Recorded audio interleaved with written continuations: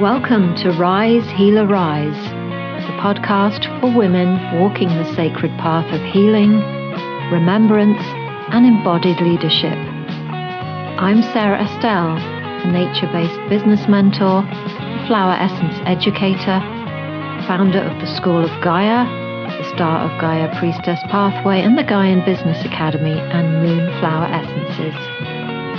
Here together we rise through the wisdom of the earth, our bodies, and the stars.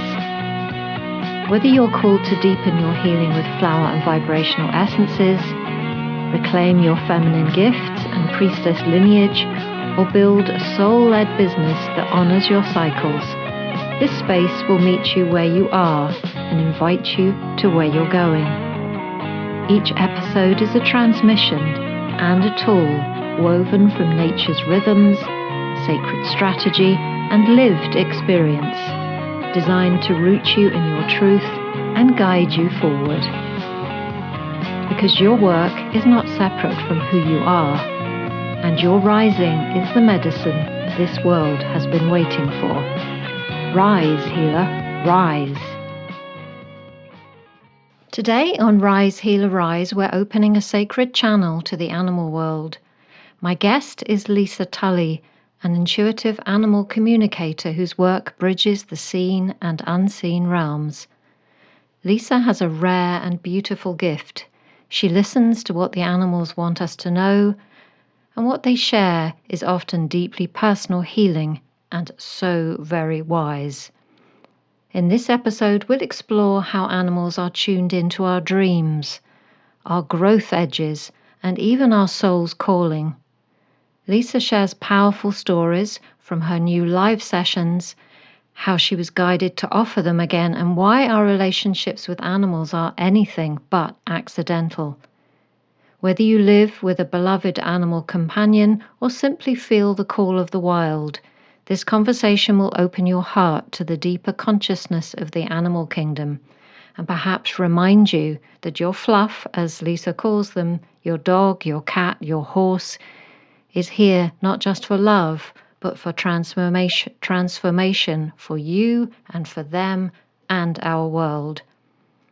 Having worked personally with Lisa, with our much-loved cat Pongo, who passed away into spirit last June, I am sure you're going to love her.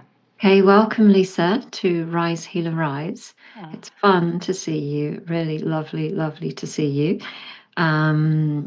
Because you and we've worked, Ian and I, and one of our cats have worked with you, and we'll talk a little bit about that maybe as we go through. But it's just really nice to see you. Can you take us all the way back, for those people listening or watching, all the way back to the beginning of your journey with animals and communicating with them? How did you discover your ability to communicate with animals? Oh, yeah. Thank you for having me, Sarah. It's lovely to be here, and to everyone who's listening, welcome.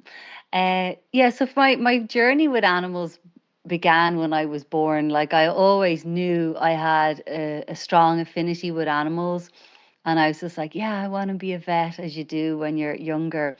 And I would always show up at home with sick pigeons and sick seagulls, and ring the local newspaper ads that were giving away kittens and pretend that my mum said I could have one.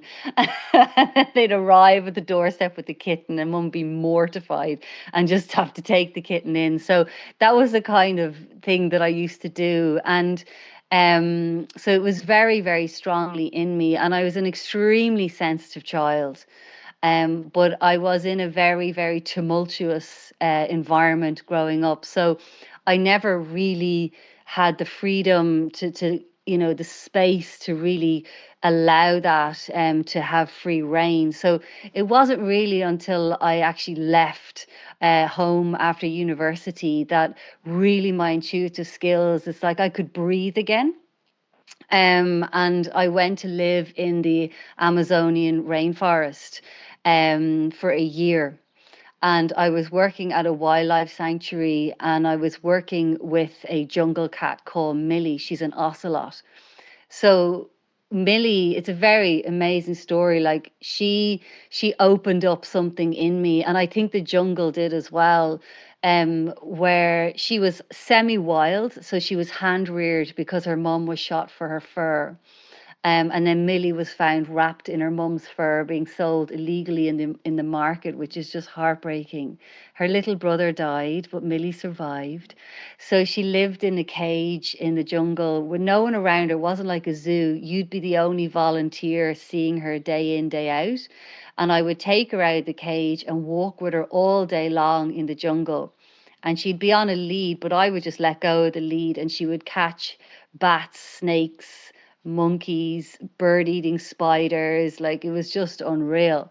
And for me, she really popped my ability. I think I was always communicating with animals, but consciously so.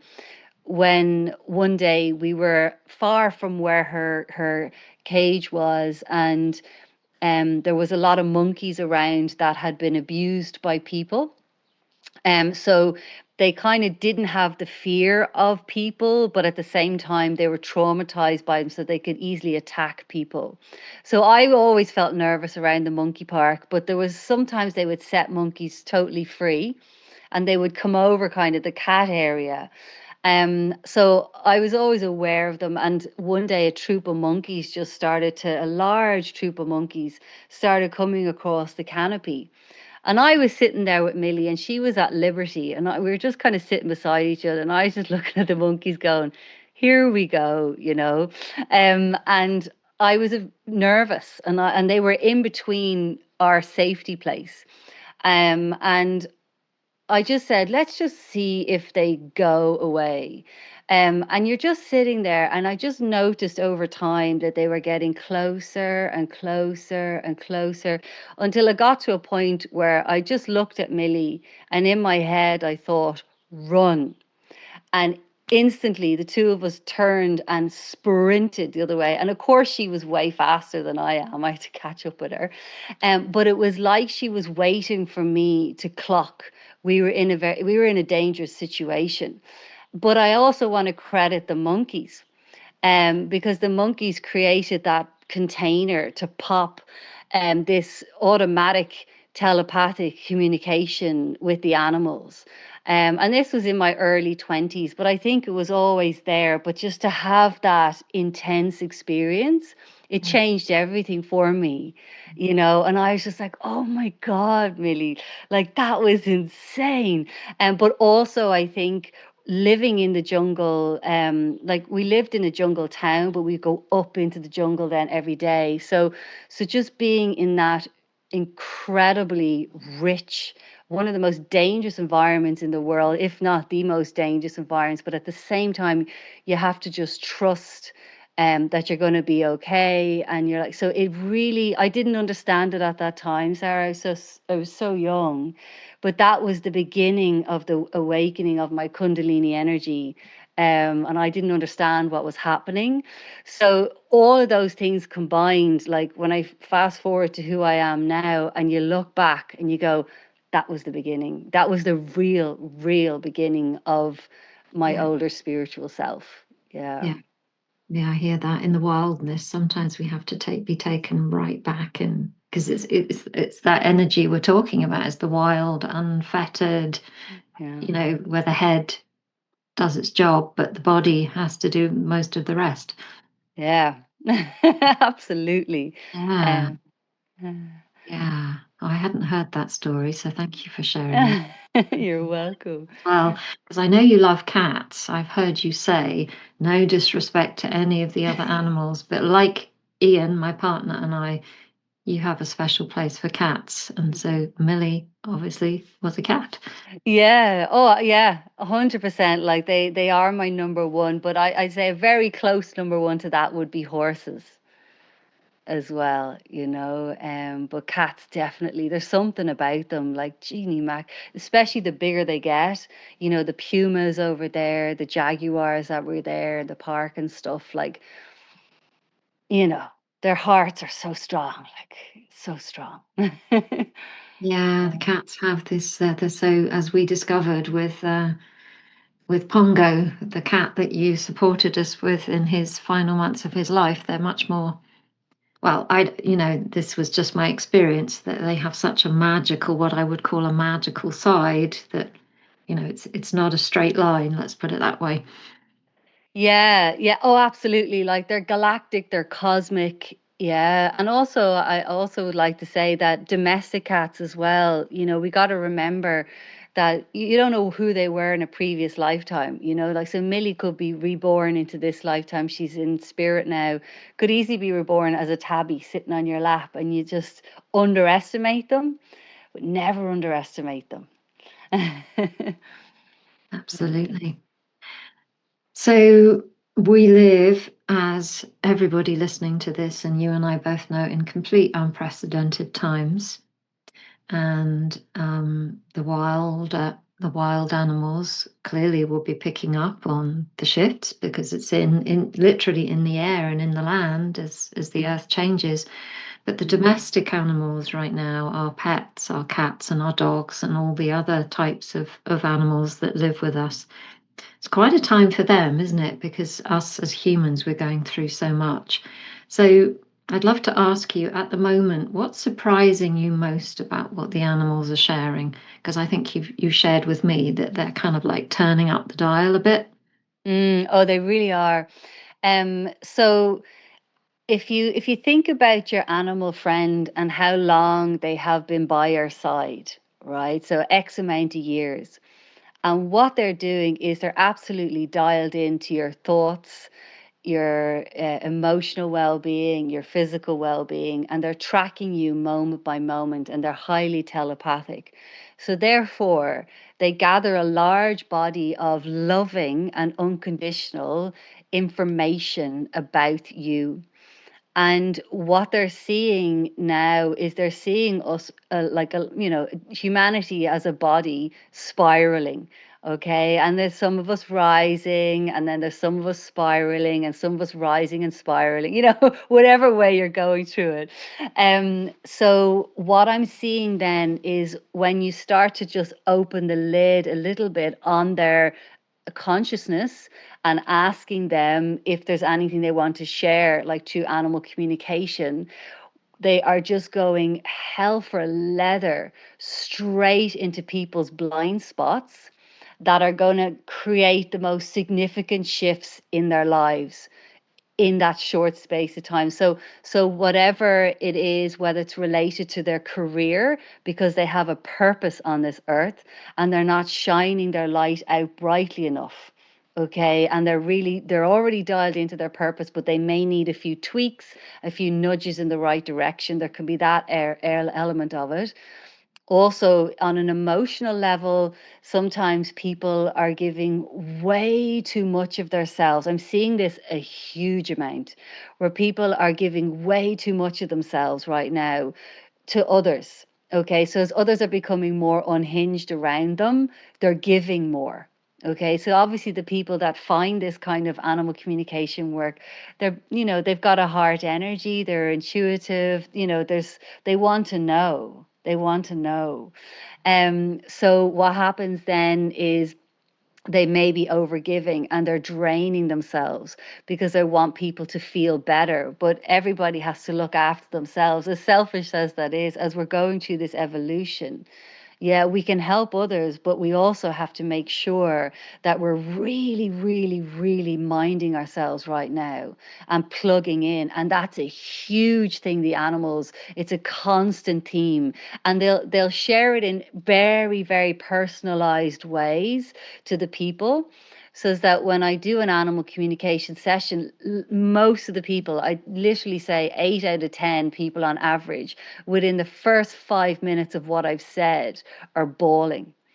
Okay, because the animals are just going right into the acupuncture points of their hearts. And the people know everything the animal's saying. They're like, I know this, but it's my blind spot and I'm not looking at, and because they're literally plugging the holes, the massive drains that are going on in people, whether it's their creativity, their health, their relationships, whatever.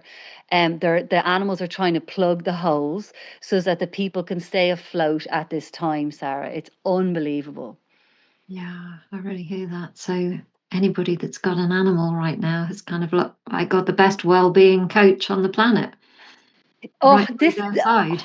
unbelievable, unbelievable. And what's really beautiful about it is that because we love animals so much and it's so easy to let them in, we are ourselves 100% around them. We don't have a mask for the animals in our lives.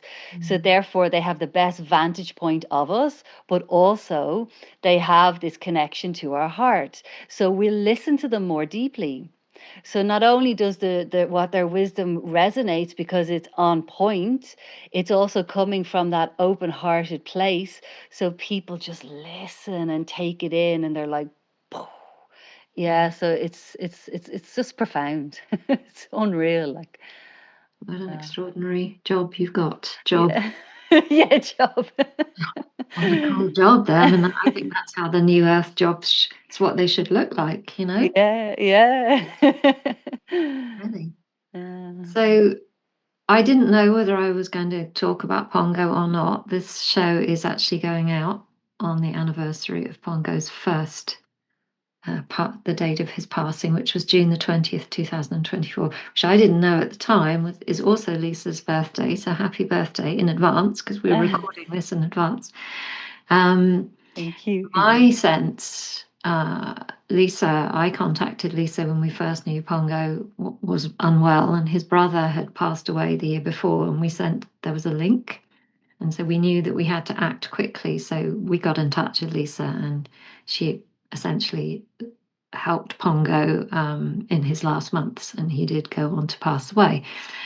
Listening to you now, Lisa, talking about the animal's role, I'm wondering and kind of feeling almost as if the Pongo wasn't able to stay by our side in this life, but that he's working away beyond the veil now. Mm.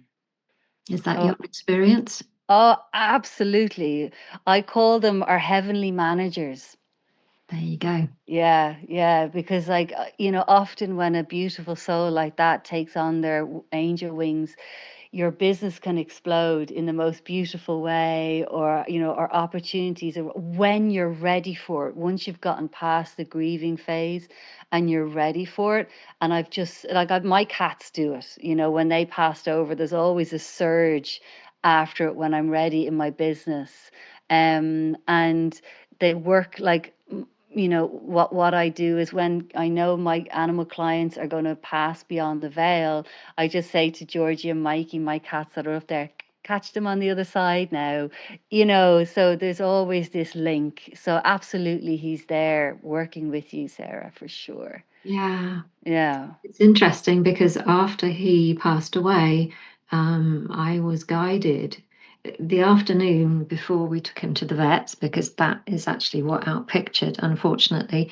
Yeah. Even though he couldn't see anymore Mm. and couldn't hear, he walked us down the garden, and he walked us down to a particular rose bed where there was this beautiful crimson rose. And we ended up picking him up and bringing him home because of the things, because but he did this thing. He had a final walk with us. So a few days later I went down to visit this rose, and while I was there I received a reconnection of some level, not to him because he was already with me, but what I needed to do.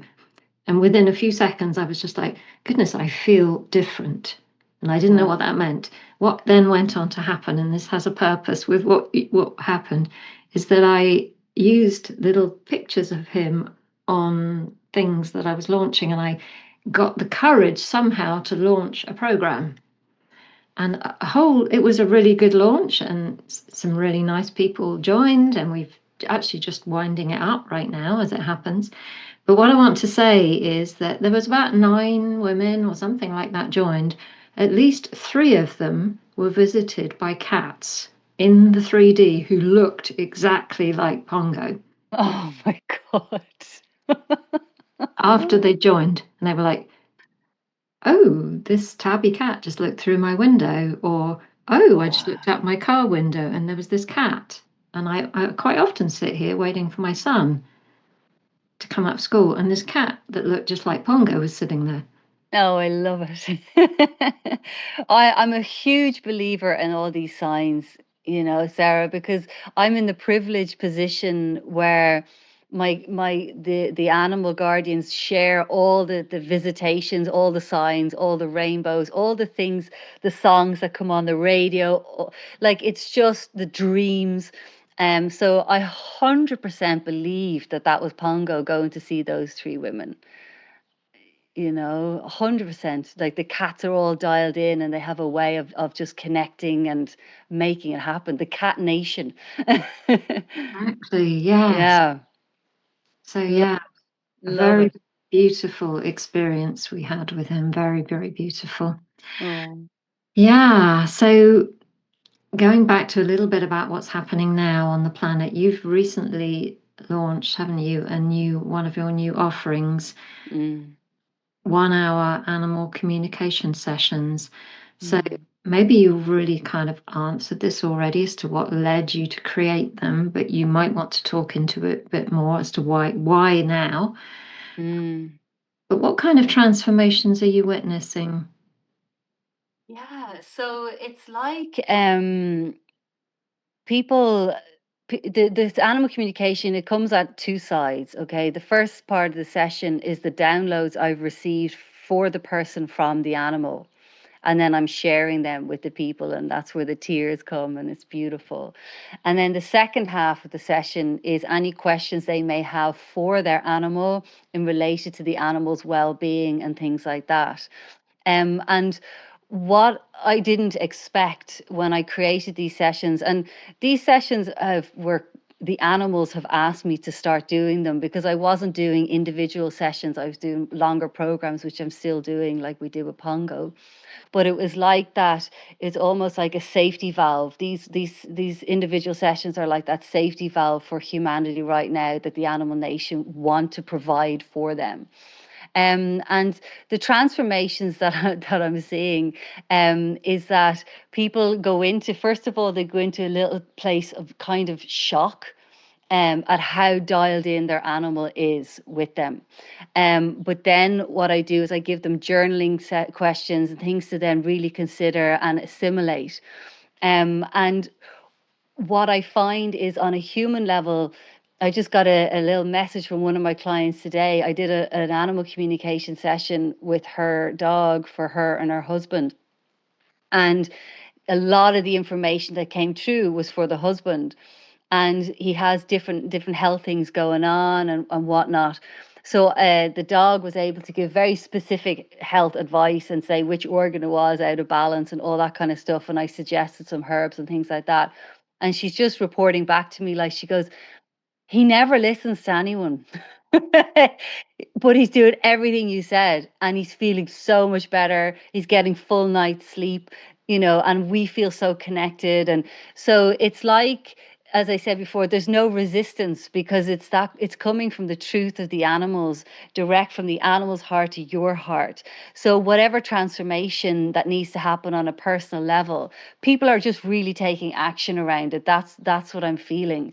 And yeah, it's like, and also what also happens from it as well, Sarah, is they're finding that there's such a large body of information being downloaded within the hour that they have to process it over time as well, so they can listen to the recording over and over, because some people do take a little time to kind of percolate it and just let it then unfold, and then months later they're like, that's what she said, because the animals can project into the future. So sometimes if I'm in the middle of a reading, I say this mightn't make sense now, the cat's saying this mightn't make sense now, but I want you to file this, because this could happen in your future. And if it does, I want you to realize it, recognize it, and see it for what it is.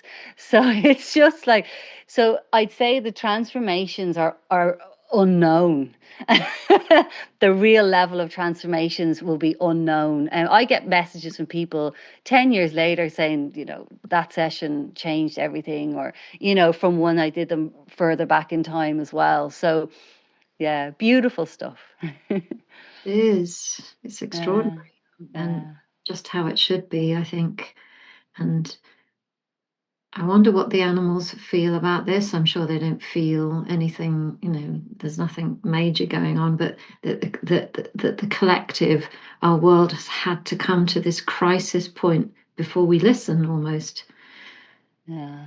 Yeah. So, oh yeah, I've spoken to the animals about this. Like I was in Nep Wild Estate recently down in Sussex in the UK, which is this 3,500 acre farm that they rewilded. And they have about 30 Exmoor ponies that live wild on it. They've got all sorts of beautiful animals like wild cows, wild boars, and it's just thriving. So I went there about a month or so ago with the full intentions of connecting in with the wild animals there. I did before I went, and then when I got there, it's like every section of the park, I met a different representative of the animal nation and foxes and at the end, the herd, I wanted to find the herd. I was hoping I would. And at the end, I turned the corner and there they were. They were just waiting for me. So I did a bit of a communication with them. And, I'd love to share their message for humanity at this time when I can share it with more people. I did share it on my membership, but basically what they asked me to do was they asked me to make people understand that the level of sickness that we experience when we feel that living in on a concrete ground and surrounded by concrete buildings and all that kind of stuff. They said like we have absolutely no idea the impact it has on the mitochondria of our cells. Like they got very scientific because they said like the mitochondria are like the energy powerhouses of the cell, and science is really only beginning to understand that now. And they said that when we're around them and when we're in nature and the chi of nature, it really fills that mitochondria energy, which then fuels the rest of us. And they said you're only deluding yourselves thinking that you can survive and thrive and live in these concrete jungles that are just expanding more and more. And they said, look at what we create. Because they literally, the land was a glyphosate farm. It was dead. There was nothing left in the soil. It's a transformative story. And how the animals healed the land. Like, and they even have like beavers that redirected the river, got it back to its original path. So the horses were saying that like if humanity can just stop for a minute and realize that it's not too late. Okay, it's absolutely not too late to heal the planet. They said, look what we've done here, and we're a small number. And what was really beautiful is they said it doesn't take a large number of us to heal all of you. They said you haven't cut us down enough to stop that from happening. The animal nation, the wild nation, still has enough souls to heal the planet if we just take our foot off their necks.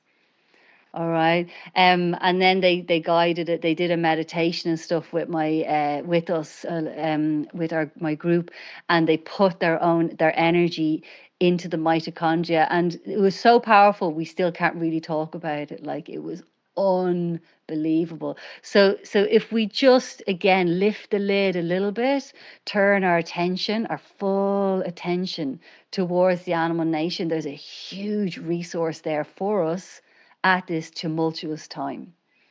Absolutely. And it makes Yeah. sense, doesn't it, that, they are so in touch with what I call the nature kingdom. And so, again, guiding us to live, with the herbs, and my work is in essences, but we're actually putting that goodness through our bodies, aren't we? And, Yeah. even if we are living in a city or we live in the middle of vineyards, which might kind of feel like, oh, that's nice. Well, actually, we live in the middle of, a big, just thinking sort of French and English comes in at the same time. We're being sprayed. Mm, that's it, right? So when you step into a place like Nep, where everything is thriving, you Yeah. know, it's like it's a completely different, like, or it's like going back to the original forests as well, like here in Wicklow. There's not many of them left, but it's just there's a different energy. So yeah, that's it. Letting Earth just do its thing, Absolutely. you Yeah. know. So, for anybody listening, we're going to share with them in a second how they can get in contact with you, and it's all in the show notes anyway. Thank you. But for anybody just curious right now who's got an animal or who maybe, I don't know, we have lots of birds here because we live next to the estuary. And Ian, my partner, loves birds. He's always looking out the window and he's always speaking to them. So it could be birds, the wild birds or whatever you'd call them, not living in our houses. So if people have Yeah. got pets or animals that live around them, how could they begin to speak to them? I think a really, really easy way is just literally to get a piece of paper and just write down the things the birds want me to know are dot dot dot. The things my cat wants me to know are dot dot dot. And then just start to free write. Okay. And you might get a bit of, mental junk at the start, but if you just keep going, the clarity will come to you. And if you practice that, you start to open up the portals of communication, but you do it in such a way that you're not having to overthink, you're just simply writing. So it's like you're bypassing the mind in a way. You're giving the mind free rein to say what it needs to say, but then you just keep writing.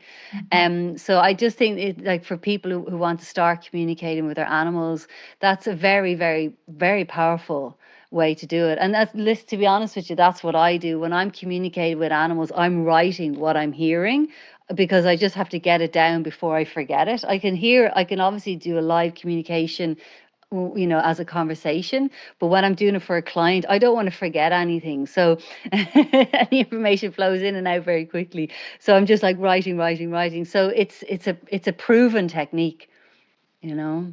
And also the more people can meditate and get into their heart energy and open up their heart energy, because the connection with the animals through communication is heart to heart as well. So there's I think we're going to share a link to the free meditation that I give, Sarah, which is exactly that kind of meditation. It's opening up your heart to theirs. So you're going to opening up that channel. And that'll then help with the free writing as well. So yeah, they will work really well together. Okay, well, that's a good thing for people to know, to go and find that link and get your Yeah. information. Yeah. So one last question for you that I think is really important to answer, and I'm sure you've spoken into this already. But if we could just like kind of, as you've said, it can get quite expansive. But if we could kind of pull it all down into what if there was one thing that the animals want us to know today at this moment, what would that be? Mm.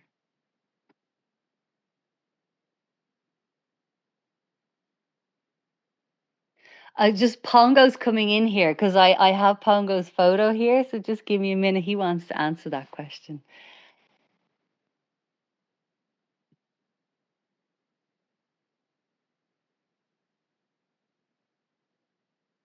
Oh, bless him. So he just wants people to realize that when our animal friends transition over into the spiritual realms, never ever doubt that they're not with you. They're with you. They're beside you. They're supporting you. They're helping you.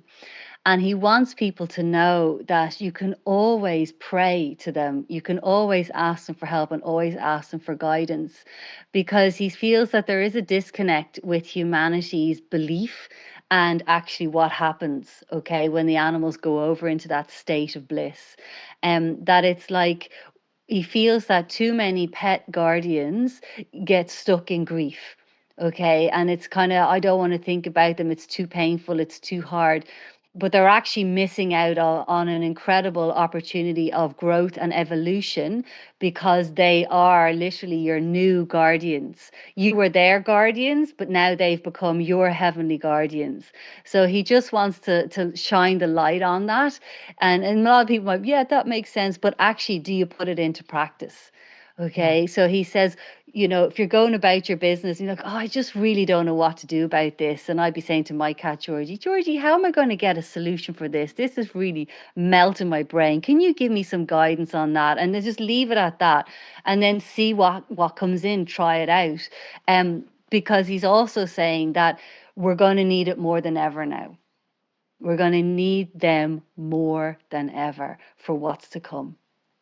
Yeah. We have to do it differently now. Yeah. It's the big message, isn't it? Mm. Oh Literally. my goodness. Oh my goodness. Well, we kind of knew that Pongo would thrive, because one of the things that happened in the last live communication that Lisa and I and Ian did on behalf of Pongo, Pongo never ever came into this room. And on that very day, he walked into the room and he started talking, didn't he? Yeah. Remember, Yeah, he showed up, man. He showed 100% up showed up, man. and spoke. He literally Yeah. did and meowed. Yeah, yeah. Oh, they Um, do that. They do that. They do give us all beautiful signs to reaffirm this is real. Pongo is showing us this is real. Absolutely. Yes, yeah. And as we started, connecting before I started recording, I could feel him coming through the door. Yeah, He yeah, was like, I'm turning up too. I'm part of yeah, I'm part yeah. of this. Totally.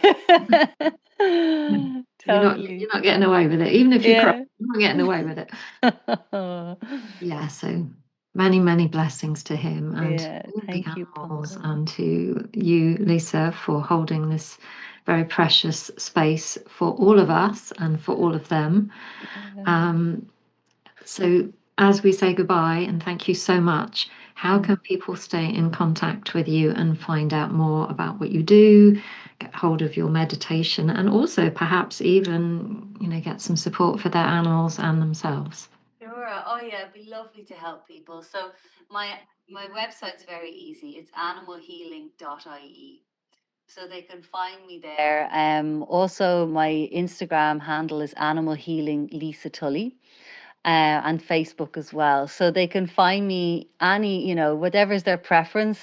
It'll be lovely. And when you go to my website, animalhealing.ie, there'll be an automatic pop-up for the guided meditation as well. But we might put a link in the show notes also, Sarah, which would be good as well for them to have access to it. And Absolutely. That's yeah, so it'd be nice. going to live on for us. Yeah. Live on, whatever Yeah. there is, it's going to be there for a long time, because I think Yeah. what the message I'm feeling that you're communicating is that this is not just about 2025. This is, Mm. you know This is a shift. This is a shift that has to change for forever. yeah, yeah. Well, again, thank you so much, Lisa. Oh, my pleasure. Thank you for It's having been me very on. beautiful to Yeah. connect with you, and I'm sure everybody listening or watching is going to get so much benefit, and there's probably been Oh, a few hankies yeah. feeling this as well. Thank you so much. Oh, thank you. Bye-bye. Thank you for joining me today on Rise, Healer, Rise. Your presence here tells me you're ready to live, lead, and serve from your truest essence. If today's episode sparked something in you, trust that this path is yours to walk, and you don't have to walk it alone. Whether you're ready to deepen your healing with flower essences, reclaim your sacred identity, or grow a business that honors your sensitivity and power, your next step begins at sarahestelle.com. There you'll find free resources, upcoming programs, and sacred tools to guide your journey. Let's rise together. Until next time, rise, healer, rise.